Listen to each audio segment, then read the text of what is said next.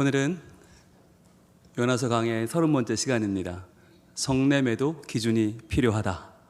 성냄에도 기준이 필요하다 하는 제목으로 하나님의 말씀을 증거하겠습니다. 여러분 지난 한 주간 잘 지내셨어요? 보고 싶었죠? 네, 많이 보고 싶더라고요. 지난 시간에 예수님, 우리 주님께서 요나에게 너 지금 성내고 있구나 라고 하는 그의 감정을 읽어주시고 감정을 질문해 주셨다라고 했어요. 요나서에 하나님의 대사가 많지 않은데 그 가운데에서 네가 지금 성내고 있는데 그거 옳으냐라고 하는 질문, 그의 분노라는 감정을 읽어주시는 장면이 우리에게는 굉장히 소중하다라고 했습니다. 우리는 그냥 지나치는 별거 아닌 것 같은 감정, 그 감정이 우리를 움직일 때가 정말 많이 있거든요. 그런데 그 감정에 대해서 이름을 붙이고 왜 그 감정이 우리에게 일어났는지를 알아주는 게 참 중요하다라고 했죠.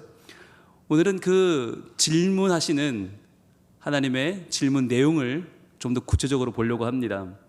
과연 지금 우리에게 무엇을 묻고 계시는가? 요나서 4장 4절 말씀 같이 한번 읽어볼까요? 시작. 여호와께서 이르시되 내가 성내는 것이 옳으냐 하시니라. 아멘. 너 지금 성내고 있구나. 그래, 성낼 수 있어. 사람이니까 분노할 수 있고 그러한 감정이 네 안에 있을 수 있어. 그런데 중요한 건 말이다, 그게 지금 옳은 분노냐? 라고 묻고 계시는 거예요.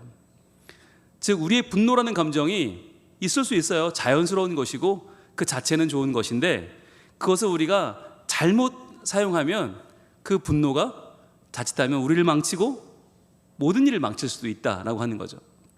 그렇다면 분노가 어떤 분노는 옳은 분노고 어떤 분노는 옳지 않은 분노인가? 하나님 지금 묻고 계시는데 요나의 분노는 과연 어떤 분노였을까? 우리가 한번 생각해 보기를 원합니다. 먼저 첫 번째 기준이 있어요. 같이 한번 읽어볼까요? 시작. 이것이 사적인 일인가 공적인 일인가 라고 하는 것이에요. 이 분노가 사적인 분노인가 공적인 분노인가? 여러분 우리가 살아갈 때 웬만하면 화를 내지 말라고 하잖아요. 웬만하면 참어. 왜 참으라고 할까요? 분노가 나쁜 거라 참으라고 하는 걸까요? 아닙니다. 분노라는 감정이 한번 일어나면 굉장히 많은 에너지가 들어가요. 굉장히 많은 우리의 감정이 소모되고 시간도 들고 그 감정을 헤어나려면 또 한참의 시간과 정서가 필요하거든요. 그래서 웬만하면 화내지 말라고 하는 이유는 그 에너지를 쏟을 바에야 건설적인 일을 하라는 거죠. 그런데 그 분노를 에너지가 들지만 해야 되는 사람들이 있어요. 누굴까요? 책임지는 자리에 있는 사람들입니다. 여러분 책임지는 자리가 어떤 자리일까요? 책임지는 자리는 중요한 자리입니다. 여러분 우리가 내 감정에 휩싸여서 내 자존심 때문에 분노를 일으키는 거라면 물론 문제가 있겠지만 여러분 책임지는 자리, 공적인 자리, 특히 월급 많이 받는 자리, 그 자리는 결정권자의 자리입니다. 무엇을 결정할까요? 더 이상 할 수 없다, 끊어내는 것, 어떻게 하면 더 잘할 수 있을까를 고민하는 자리가 공적인 자리인 것이죠. 여러분 사무엘상 17장에는 바로 그런 장면이 나오는데 왕이었던 공적인 자리에 있던 사울이라고 하는 왕과 미천한 한 소년 다윗을 보여줍니다. 그런데 참 둘의 관계가 재미있어요. 먼저 32절 같이 한번 읽어볼까요? 시작. 다윗이 사울에게 말하되 그로 말미암아 사람이 낙담하지 말 것이라 주의 종이 가서 저 블레셋 사람과 싸우리이다 하니. 보세요, 다윗이 사울에게 말하고 있어요. 한 어린 소년이 왕한테 말하는데 뭐라고 하냐면 그로 말미암아, 그는 골리앗입니다. 골리앗으로 말미암아 사람이 낙담하지 말 것이라. 지금 누가 낙담하고 있는 거예요? 왕이 책임을 감당하고 이 나라를 위해서 분노해야 될 왕이 지금 낙담하고 있어요. 분노하지 않아요. 포기하고 있어요. 주의 종이 가서, 주의 종은 다윗을 말하는 겁니다. 제가 가서 저 블레셋 사람과 싸우리다. 왕이요, 낙담하고 계시지 마세요. 제가 싸우겠습니다 라고 말하는 거예요. 여러분 왕을 왜 세워놨어요? 나라를 지키라고 세워놨어요. 나라를 위해 싸우라고 세워놨는데 지금 그 사울은 낙담하고 있고 어린 다윗은 싸우겠다 분노하고 있어요. 33절에 이렇게 이어집니다. 사울이 다윗에게 이르되, 왕이 이렇게 말합니다. 내가 가서 저 블레셋 사람과 싸울 수 없으리니 너는 소년이요 그는 어려서부터 용사임이라.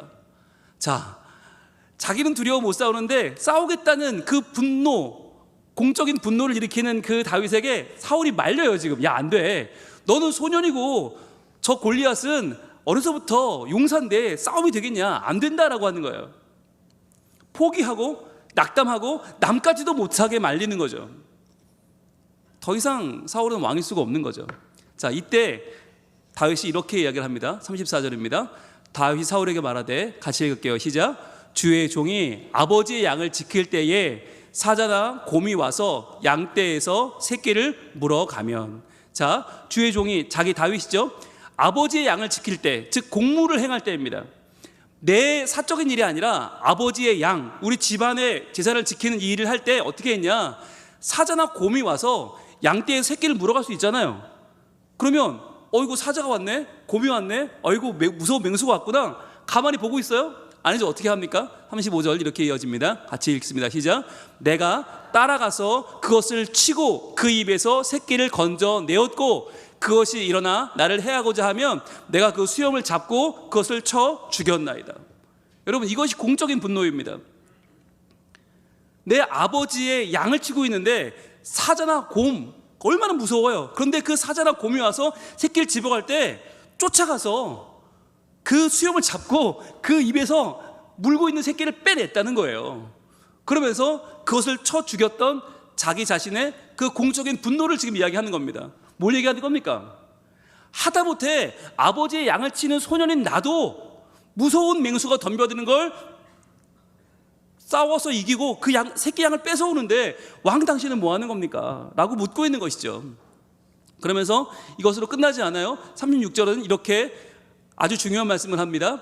같이 한번 읽겠습니다. 시작. 주의 종이 사자와 곰도 쳤은즉 살아계시는 하나님의 군대를 모욕한 이 할례받지 않은 블레셋 사람이리이까 그가 그 짐승의 하나와 같이 되리이다. 아멘. 여러분, 이것이 바로 공적인 분노가 얼마나 아름다운지를 보여주는 거예요. 사자와 곰도 약한 제가 쳤습니다. 그런데 하나님의 군대를 모욕하는 저 할례받지 않은 저 블레셋 사람, 저 골리앗이 마음대로 짓거리는 걸 그냥 보고만 계실 겁니까? 그가 그 짐승의 하나처럼 될 것입니다. 사자와 곰과 골리앗의 공통점은 뭐예요? 크다는 거예요. 무섭다는 거예요. 그러나 그거 무섭다고 해서 이길 수 없는 건 아니에요. 무엇이 이깁니까? 거룩한 분노가 이깁니다. 여러분, 내 양을 지키기 위해서, 내 가업을 지키기 위해서, 내 나라를 지키기 위해서 세움받은 목자라는 위치는 그만큼 중요한 거예요. 목자는 목숨을 거는 거예요. 싸우다 지면 죽는 거지 뭐. 하지만 죽을지언정 싸움에 나서는 게 목자예요. 왕은요 마찬가지예요. 죽더라도 싸우다 죽는 게 왕이에요. 여러분, 이게 공적인 자리에 계신 분들의 책임입니다. 때로는 화를 내야 됩니다. 왜 그런지 36절에 37절 이렇게 마지막 결론입니다. 시작. 또 다윗이 이르되 여호와께서 나를 사자의 발톱과 곰의 발톱에서 건져내셨은즉 나를 이 블레셋 사람의 손에서도 건져내시리이다. 아멘. 내가 어떻게 그 사자와 싸웠겠습니까? 연약한 내가 어떻게 내가 곰과 싸웠겠습니까? 바로 하나님이 계셨습니다. 하나님이 나를 그 발톱과 그 맹수에게서 건져내셨습니다. 그처럼 나를 이 블레셋 사람의 손에서도 건져내실 것입니다.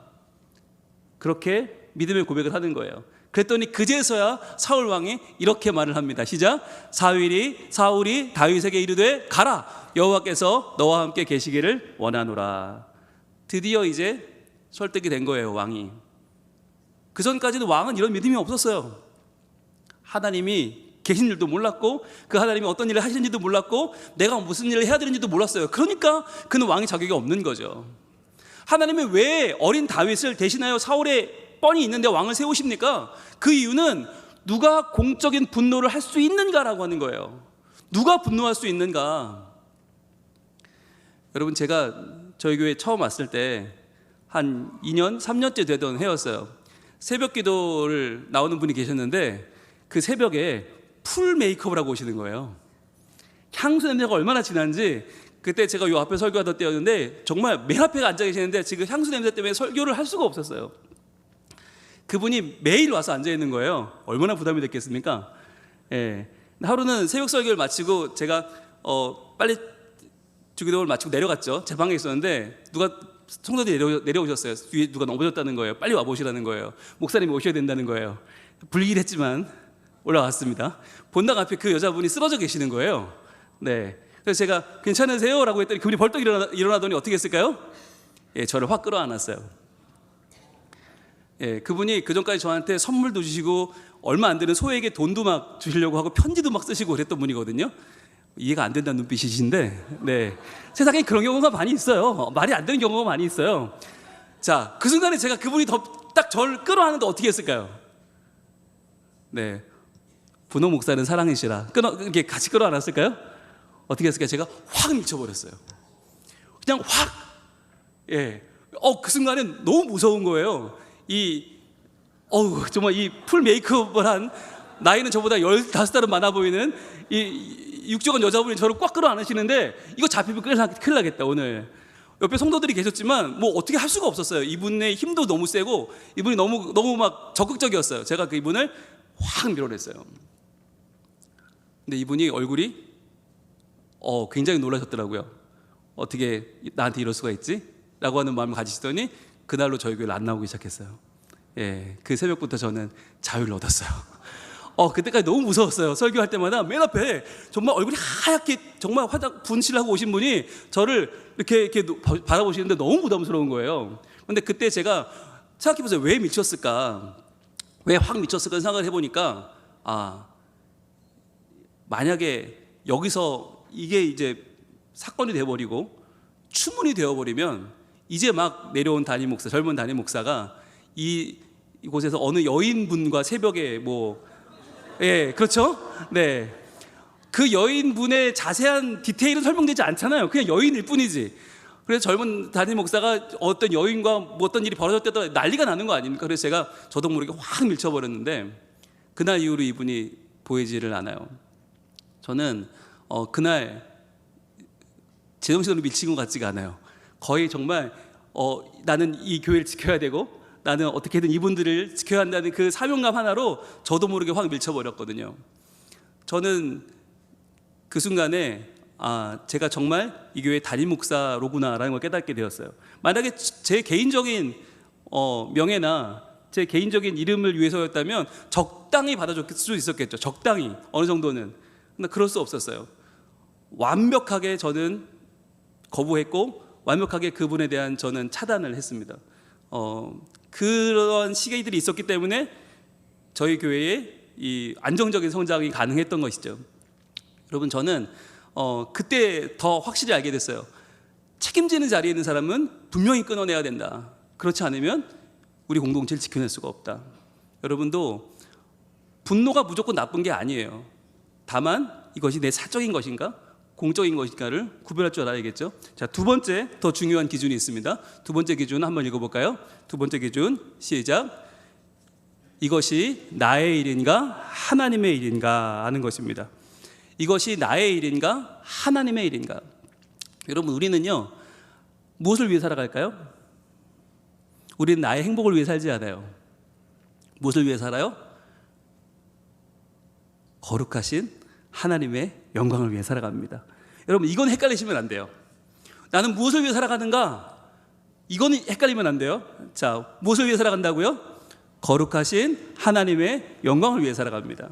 여러분, 여기에 대한 건 절대로 여러분 흔들려도 안 되고 이건 헷갈려도 안 돼요. 우리는 행복하자고 살지 않아요. 행복은 우리 목적이 아니에요. 거룩하신 하나님의 영광을 위해 살다 보면 행복이 오면 좋고요, 행복이 안 와도 좋아요. 여러분, 우리 삶은 그런 거예요. 하나님의 영광을 위하여 사는 것이 내게는 기쁨이고 감사인 것이지, 내가 돈을 좀 덜 벌고 내가 안정적인 삶을 살아가는 건 우리한테 별로 중요하지 않아요. 자, 그런데 이것이 나의 일인가 하나님의 일인가? 여러분, 여기서 중요한 것이 바로 우리는 예수 그리스도를 떠올릴 필요가 있습니다. 예수님은 사랑 그 자체이시죠. 예수님은 아마 모르겠어요. 그 여인이 덤벼들었을 때 밀쳐내셨을지 아니면 적당히 말로 하셨을지 모르겠어요. 너무너무 사랑이 크신 분이라 저는 그건 잘 모르겠지만, 예수님이 제자들의 발을 씻길 때 그 발 씻기는 제자들 중에 누구도 있었죠? 가룟 유다가 있었잖아요. 가룟 유다가 이미 예수님을 배신했어요. 그 시간 당시로 이미 예수님을 팔았어요. 그런데 예수님은 그걸 알면서도 그 발 닦아주시죠. 그리고 예수님이 겟세마네 동산 가셨을 때 유다가 와서 예수님께 어떤 행동을 합니다. 그것이 군호였죠. 군사들과 미리 짜서 이 사람이 예수니까 잡아가라라고 하는 사인이었죠. 그게 뭐였죠? 키스였죠. 여러분, 정말 이 배반의 키스, 이 장면은 너무나 많은 성화로 담겨졌는데 왜 그랬냐? 이 장면이 너무나 우리의 감정을 건드리는 장면이기 때문이에요. 어떻게 배반하는 제자가 이 사람이 예수요라고 하는 걸 가리키는 그 사인을 키스로 할 수 있을까? 그런데 그럴 때 예수님이 그 가룟 유다를 밀치지 않아요. 저 같았으면 확 미쳤을 거예요. 야, 이 배신자야, 꺼져라 그랬을 거예요. 근데 그렇지 않고 예수님이 그 키스를 받아주시죠. 오죽하면 예수님이 십자가 위에 달리셨을 때도 그 허리를 찌르고 그 가시관을 씌우고 그 손에 못을 박는데도 예수님은 한 번도 분노하지 않으시잖아요. 오히려 아버지, 저들을 용서하소서, 자기네가 무슨 일을 하는지 모릅니다. 여러분, 이 정도로 예수님을 사랑하세요. 그런데 그러셨던 예수님께서 한번 화가 대단히 나신 적이 있죠. 한번 볼까요? 마태복음 21장 12절 말씀 시작. 예수께서 성전에 들어가사 성전 안에서 매매하는 모든 사람들을 내쫓으시며 돈 바꾸는 사람들의 상과 비둘기 파는 사람들의 의자를 둘러 엎으시고, 자, 사람들을 내쫓고 둘러 엎으시고, 예수님의 평소 모습과는 너무 달라요. 왜 그러셨다고요? 성전 안에서는 어디예요? 오직 하나님만을 예배해야 되는 그 성전 안에서 매매하는 자들, 즉 자기의 욕심을 위해서 사람들이 가져온 그 예물들을 다 빠꾸시키고 자기의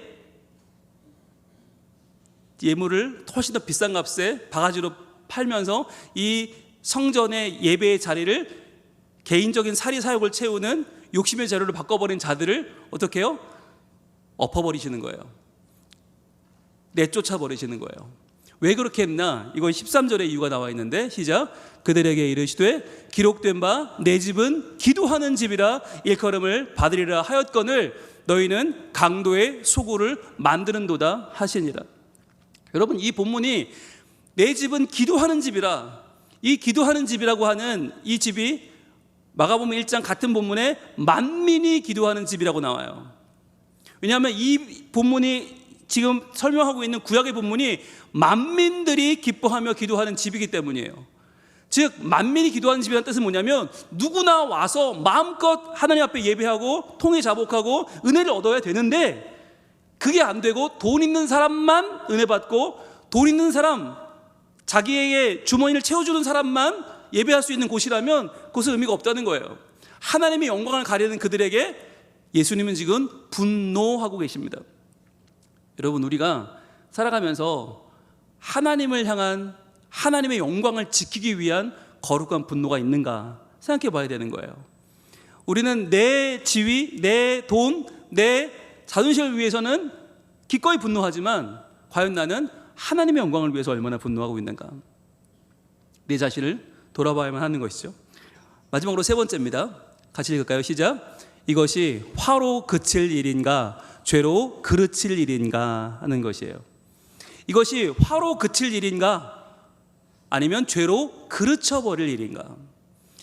우리의 분노가 화로 그칠 수 있어요. 우리의 감정으로 끝나는 거죠. 그런데 여기서 한 걸음 나아가면 죄로 그르칠 수 있다는 거예요. 여러분, 이게 굉장히 우리에게는 위험한 것이죠. 죄로 그르쳐버릴 수가 있다. 우리의 상식을 벗어나서 어떻게 그럴 수 있지? 어떻게 사람이 저럴 수 있지? 여러분, 그럴 수 있어요. 왜냐하면 그 화가 조금만 넘쳐버리면 죄가 돼서 그 죄가 우리 삶을 그르치기 때문이죠. 에베소서 4장 26절에 이렇게 말씀합니다. 같이 읽습니다. 시작. 분을 내어도 죄를 짓지 말며 해가 지도록 분을 품지 말고. 자, 분을 낼 수 있어요. 감정은 소중한 거예요. 그런데 그 분인 되는 게 죄를 짓지 마라. 죄로 갈 수 있다는 거죠. 그 분이 죄가 될 수 있다. 왜 죄가 될까요? 해가 지도록 분을 품었기 때문이죠. 품고 있으니까 분이 점점 커지는 거죠.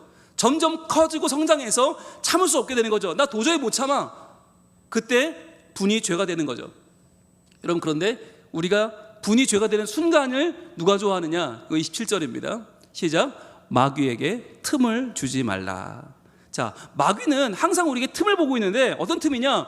분노가 죄로 갈 수 있는 그 틈을 보고 있다는 거예요. 우리의 분노가 죄로 넘어가는 그 틈을 지금 보고 있다. 그러니까 우리의 하나님 주신 소중한 감정인 분노를 잘 다스려서 그것이 죄로 가지 않게 하라는 거죠.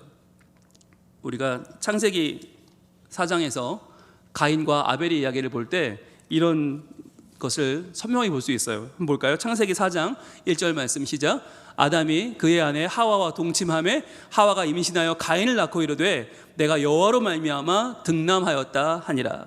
자, 가인을 낳고 얼마나 기뻤는지, 야, 여호와로 말미암아 득남하였다, 그 정도로 좋아했다는 거예요. 보통 큰아이 낳고 나면 얼마나 우리가 뿌듯합니까? 얼마나 행복합니까? 그렇게 가인은 사랑받는 외동 아들이었어요. 자, 그런데 2절 시작. 그가 또 가인의 아우 아벨을 낳았는데 아벨은 양치는 자였고 가인은 농사하는 자였더라. 자, 그런데 여러분 표시해 보세요. 그냥 아벨이 아니죠. 가인의 아우 아벨 표시해 보세요. 가인의 아우 아벨을 낳아요. 그러니까 아벨을 낳았지만 여전히 그 집의 중심은 가인이었다는 거예요. 아벨의 정체성은 가인의 아우 아벨이에요. 그러니까 가인이 여전히 최고죠. 그런데 그랬는데 아벨이 형을 따라하지 않아요. 가인은 농사하는 자였는데 아벨은 양치는 자였죠. 서로 다른 길을 갑니다. 이때부터 가인은 아벨이 마음에 들지 않죠. 아니, 내 동생인데 왜 나를 따라하지 않고 지는 양을 쳐? 여기서부터 불만이었죠. 3절은 이렇게 이어집니다. 세월이 지난 후에 가인은 땅의 수산으로 제물을 삼아 여호와께 드렸고, 그렇죠, 농사하는 자니까 그랬죠. 자, 그 다음에 4절입니다.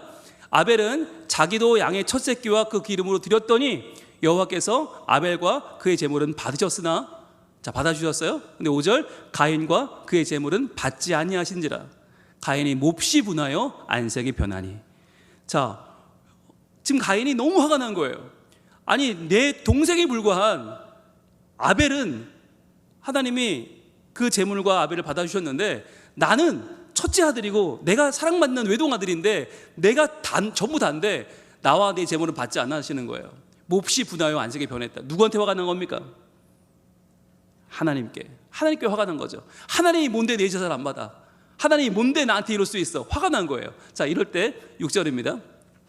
여호와께서 가인에게 이르시되 내가 분하여 함은 어찌 됨이며 안색이 변함은 어찌 됨이냐. 여러분 보세요. 오늘도 하나님은 그의 감정을 읽어주시죠. 너 지금 분노하고 있구나? 너 지금 안색이 변하고 있구나? 자, 감정을 읽어주시면 동시에 어찌 된 것이냐라고 물어보시죠. 7절입니다. 내가 선을 행하면 어찌 낯을 들지 못하겠느냐? 선을 행하지 아니하면 죄가 문에 엎드려 있느니라. 죄가 너를 원하나 너는 죄를 다스릴지니라. 자, 지금 죄가 네 눈앞에 있어. 네 화가 좀 더 커지면 그 화가 이제 죄가 될 거야. 그러니까 너는 조심하고 그 죄를 다스리기를 바래 라고 주님 말씀하시는 거죠. 그런데 어떻게 해요? 8절은 이렇게 결론이 나오죠. 같이 읽습니다. 시작. 가인의 그의 아우 아벨에게 말하고 그들이 들에 있을 때에 가인이 그의 아우 아벨을 쳐 죽이니라. 자, 여기서 참 가슴 아픈 사실은 그냥 아벨이 아니잖아요. 그의 아우 아벨이에요. 그의 아우 아벨이라고 두 번씩 성경이 강조하는 이유는 무엇입니까?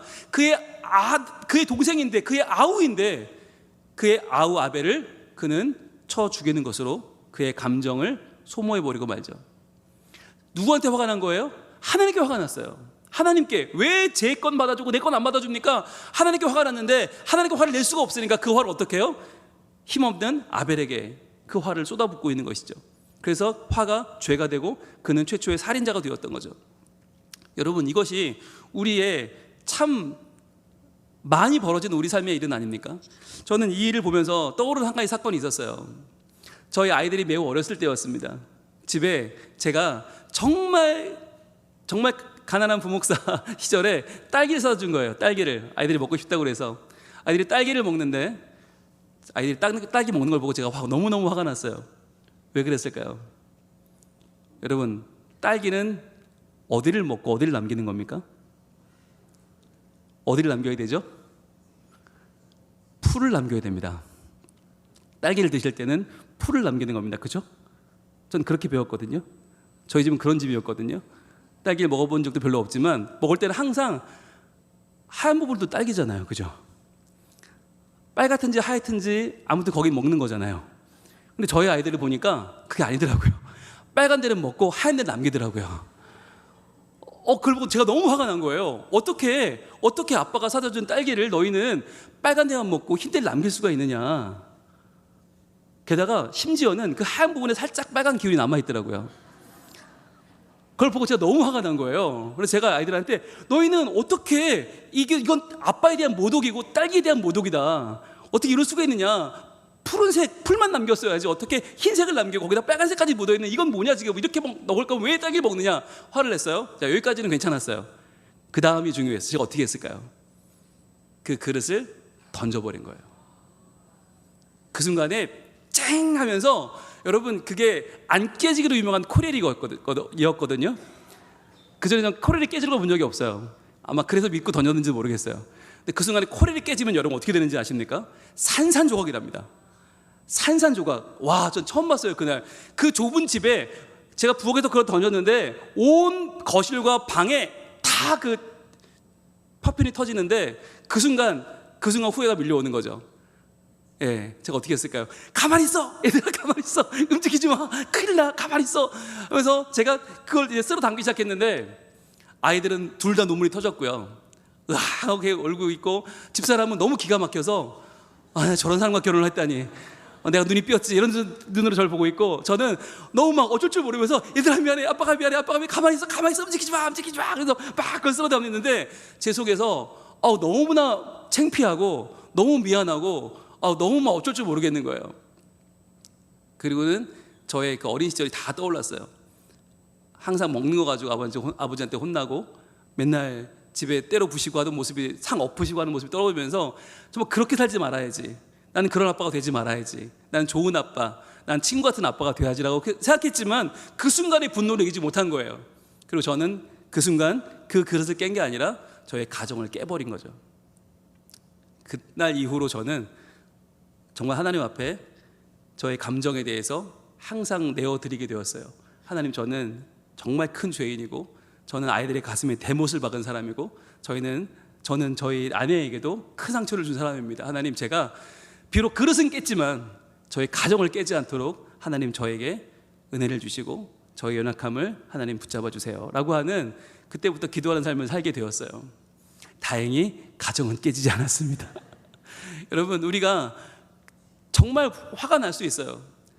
그러나 그릇을 던지면 안 돼요.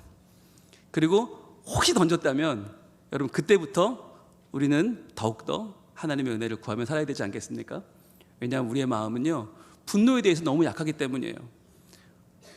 처음에는 화가 날 만한 일이었겠죠. 그런데 나중에는 그게 무슨 이유 때문이었는지 기억 못하고 우리는 그저 화를 부르고 그 화가 더 화를 불러서 마지막에는 그 화에 내가 끌려가게 되는 경우가 얼마나 많이 있습니까? 이 순간에 우리가 정말 성내는 것이 옳은가 다시 한번 돌아보길 원해요. 이것이 공적인 일인가 사적인 일인가? 이것이 나의 일인가 하나님의 일인가? 이것이 화로 그칠 일인가 아니면 죄로 그르쳐버릴 일인가? 우리의 모든 분노의 감정이 하나님 안에서 다시 한번 어루만져지고 다시 한번 바른 길로 인도함을 받아서 우리의 분노가 정말 나를 살리고 가정을 살리고 교회를 살리는 하나님 안의 거룩한 분노가 되어지기를, 그렇게 하나님 우리 인도해 가시기를 우리 이 시간에 하나님 앞에 기도하는 마음으로 찬양하며 나아가겠습니다.